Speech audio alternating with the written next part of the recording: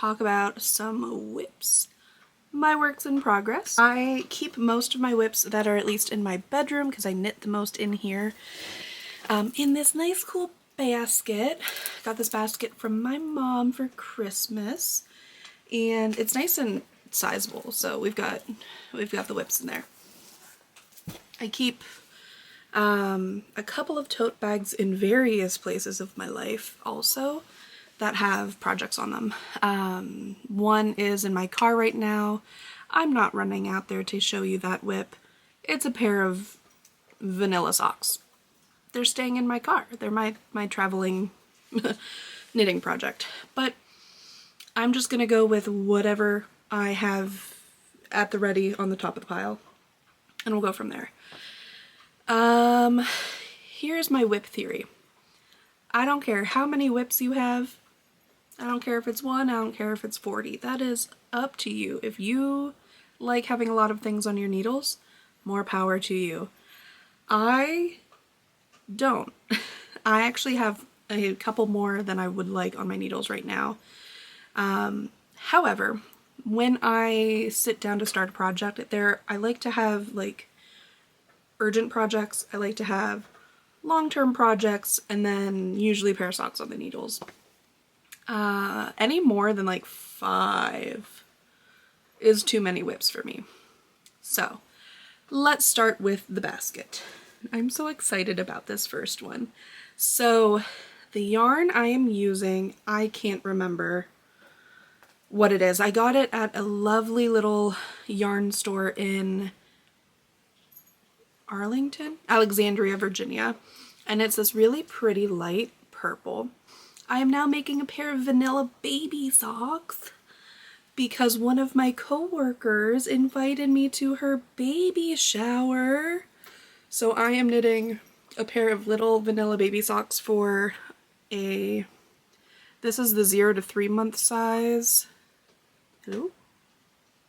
There we go. In this really pretty lavender color. And what my goal is to knit a couple pairs of the socks. Just use up as much of this as I can. I'll probably try and make a bonnet or a hat. I don't know when she's due, and I don't want to make like super warm stuff for a springtime baby. I'm knitting them on ChowGoo.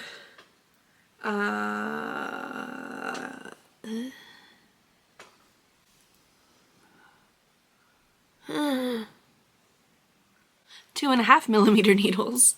I like to knit my socks 2 at a time. And so this is a little messy, but that's my first project. My next project is one that has been on the needles far longer than I'd like, but we're getting there. It's okay. I am knitting this on ChowGoo needles as well. This is a Ranunculus. This is the second Ranunculus I've made. The first one, I lost a game of yarn chicken and we're not going to talk about it, but it is in this really pretty light blue color. And I'm knitting the size 10, I believe. And this is for my mom. This is her first hand knit garment that she's getting from me. It's supposed to be a Christmas present. That did not pan out as I'd planned. So I have a little bit of ways to go on this, and then the sleeves bind off and we're done. I'm going to be doing a split hem on it as well. I'm knitting this in Ocean, I think is the colorway, on Alpaca Twist from Yarn Bee from Hobby Lobby. It's nice and fuzzy, it's low care, and will be nice and warm for her. So that's that project. So that's project number 2. I cast that on at the end of November, thinking that I would be able to breeze through it through December, but it was just chaotic and busy. And even though that is a chunky yarn, it's a worsted weight yarn, it is not as fast as I thought it would be. So we'll get there. My next project is a classic. It is the Sophie Shawl by Petite Knit. Yeah. The Ranunculus, if you don't know, is Midori Hirose. It's a classic. It's a cult classic on this side of YouTube. But this is also a cult classic. It is the Sophie Shawl by Petite Knit. And I am using the color Oatmeal in Lion Brand Fisherman's Wool. Yeah, that's what it's called. Oops. I am about halfway done with it. My plan is to finish up all the increases for the Sophie Shawl, and the other half for the decreases I am going to do in a chocolate brown. Also in Fisherman's Wool by Lion Brand. It's really nice. It's Lion Brand, I find, the Fisherman's Wool I find softens up a lot after 1 or 2 washes. And even though it's probably not ideal, I put a little bit of conditioner in my dog is playing with an antler right now, and she's having a blast. So if you hear that, I'm so sorry.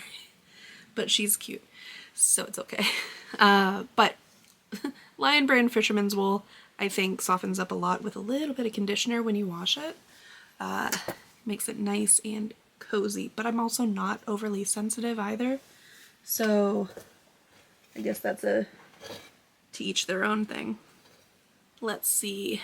Last but not least is in this really cool Banned Books bag that I got from Barnes & Noble. I love a good tote bag. But I am making the, if I can get it out of here without it falling apart, that would be great.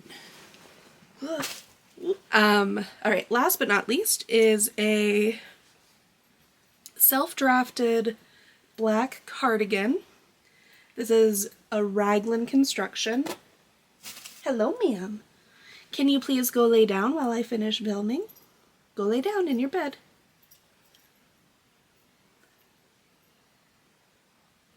We'll see if that worked. Alright, so it's a self-drafted black cardigan. I'm holding 2 yarns double. One is just acrylic blend. Yeah, okay. So it's Lion Brand Hue and Me. It is just black, yeah. Okay. So, anyhow, that is the main yarn that I'm using, and then it's being held double with ma'am, alpaca silk by Drops. Ma'am, I am trying to film a video. Can you please stop?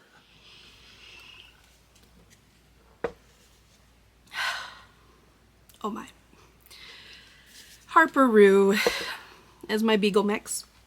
I love her to death. Anyhow, back to my black cardigan. This is a self-drafted kind of impromptu design. I really wanted a black cardigan, so I said I'm gonna knit one. Let's see, what did I do? Did I do anything fancy? No, I just did a 2x2, was this twisted rib? Yeah, twisted rib for the collar. I worked back and forth in the round. I did not do any back of the neck shaping. I just started my raglan increases. So, fits nicely. It's a little oversized, but in a way that I like. And you can't see hardly anything because this is a black hole of a sweater. Oh, you can see some. So it's nice. There's a little bit of heathering in the yarn. Nice and pretty, nice and soft, especially with the alpaca. And this is working up really fast because it's a pretty dense gauge. Quick. Because I did not take any notes other than my cast on and where I placed the thingamajigs for the increase shaping. 5. Oh my goodness. 1, 2, 3, 4, 5, 6, 7. It's like 11 stitches per 4 inches. And then it's probably about the same in rows. Maybe. I don't know. I'm not worried about it. I am not a pattern designer. I am not a professional. This is the first cardigan I've ever made. So we're doing it. It's working out pretty well so far. That one is going to be a way faster knit to finish. It's a chunky yarn, so I'm not too worried about it. The button band is going to be interesting because I have never knit one of those before. I know I need to block the body of it first and then do my button band, but that's about all I know. So what I might end up doing is knitting a button band and then sewing it on. Because I can do that. It's my self-drafted pattern. I'm allowed to make that decision. And if that's what's going to work, it's going to work. So, I think that's it as far as whips. My cast-on plans are 0 because I have too many whips to finish, and I don't want to overload my whips. So, the title of this video is Imbolc. And this is one of the many sabbats that we practice within witchcraft and paganism. My particular tradition is a blend of Irish and Germanic folk magic with a heavy focus on hearthcraft. So Imbolc, while I don't do a lot for Imbolc, I do celebrate it in my own way. Hearthcraft is very much interwoven, pun intended, with the domestic arts. Cooking, baking, cleaning, anything creative as far as the fiber arts, textiles. Think of all of the handcrafts that went into daily living. Hearthcraft can be fused into that, including your garden, anything working with your house spirit. So hearthcraft is a really, really passionate aspect of my practice. Imbolc traditionally venerates the goddess Brigid, who is an Irish deity seen in some ways as a triple goddess. Throughout the season, she's celebrated as a bride, as a mother, and as a crone. Through other aspects, she's seen as a hearth goddess. So for me, I really work with her in that hearth aspect. Brigid is known as a weaver and a deity of the domestic arts. So Imbolc, which is the very first sprinklings of spring, we're still technically in the heat of winter, or in the cold of winter, I suppose, but Imbolc is when we start seeing the first signs of spring coming. For those of you who are in the United States, you may be familiar with Groundhog's Day. I'm from Pennsylvania. In fact, I have family that founded Lancaster County, and the Pennsylvania Dutch is part of my heritage, which is really, really fun too. However, Groundhog's Day is a great example of Imbolc. It's celebrated, Imbolc is, traditionally on February 1st into February 2nd. February 2nd being Groundhog's Day. And the whole point of Groundhog's Day is I almost called him Rumpelstiltskin. Oh my goodness. You can tell I'm a weaver, or a spinner. Anyhow, Groundhog's Day is where Punxsutawney Phil either sees his shadow or does not see his shadow. That tells us how much longer we have of winter. Imbolc, when we look at the symbols behind it, symbols like the snowdrop, which is one of the very first plants to sprout during spring, is a really cool indication of what the meaning of the Sabbath is. So let's talk about a couple of the symbols behind Imbolc. The first is going to be the flame. So a flame is a really, really deep, meaningful symbol for Imbolc. We can also see other symbols that relate to Brigid as important to Imbolc. So one of those being the Brigid's cross, which is, I'm going to toss all of my tarot cards off of this by accident. Aha! This is a Brigid's cross. It is at the very center, woven, traditionally using reeds or any kind of like natural material. I chose to use paper from a plant fun book This is a book by Anita Holmes Susie. It's an old antique one called Plant Fun, 10 Easy Plants to Grow Indoors. And the whole, spring awakening of Imbolc is about planting seeds and preparing to begin the hard work of springtime. So I thought that would be a really good contribution to my Brigid's Cross, since I didn't have any reeds to soak to put in my Brigid's Cross. That being said, we also have some other symbols that are relevant to this time, like the serpent. Serpents are seen as a transformative symbol, as a rejuvenation or regenerative symbol. Just like a snake, we can shed our skin and carry forward with what we need to grow into the future. Sheep, which represent fertility and innocence and also renewal, is another great symbol for Imbolc. So on my Imbolc altar, I actually have some hand-spun wool that was from a sheep that I processed myself. I also have my drop spindle on there as well. And then candles are really good representations. You can use white, you can use green. White's for purity, green is for new life or for abundance and growth. Blue is going to be good for healing. Gold, reds, oranges, yellows, any of those like really warm sunny colors are going to represent fire. Some herbs that are, in my practice, really useful for this time are rosemary, bay leaf, lavender, chamomile, and what else did I put in my blend? Can I remember? I did lavender, rosemary, chamomile, myrrh. Would have put frankincense if I had any, but I didn't have any.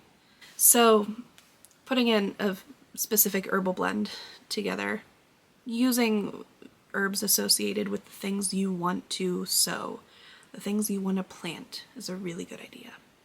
Things for like rejuvenation, abundance,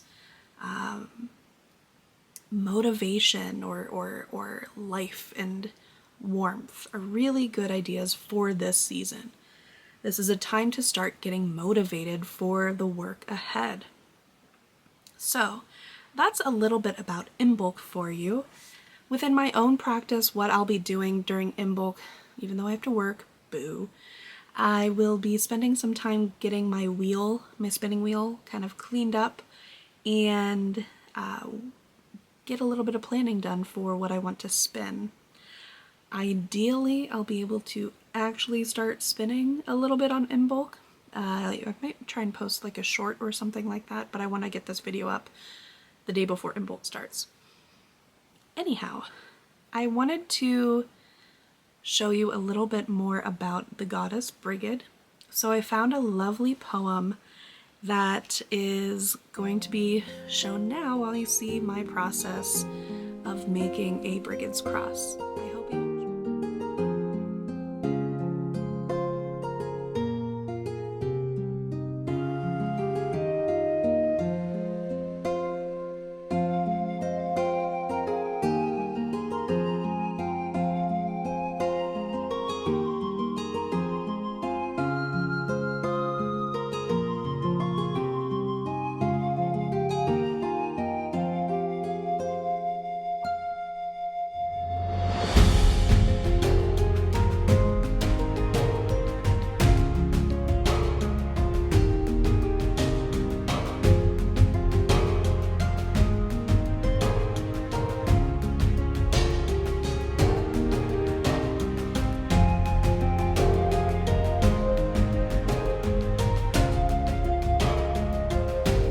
Thank you so much for watching. I really hope you enjoyed my video on Imbolc, and I really am excited to share my folk magic and fiber arts practice with you. I would love it if you took a moment to subscribe to my channel, and if you have any comments, please leave them down below. And I hope you enjoy your Imbolc season. The wheel continues to turn, and I will see you on the next round.